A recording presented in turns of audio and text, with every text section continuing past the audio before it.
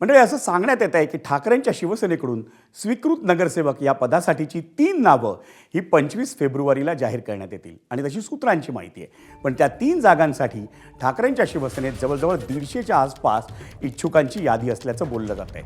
इच्छुकांची संख्या खूपच जास्त असल्यानं 3 स्वीकृत नगरसेवक आपल्याच पक्षातून देण्याचा निर्णय ठाकरेंच्या शिवसेनेनं घेतल्याची सूत्रांची माहिती आहे.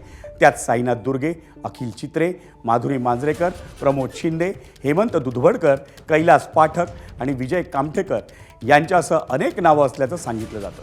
त्यामुळे इच्छुकांशी चर्चा करूनच अंतिम निर्णय घेतला जाईल असं सांगण्यात येते.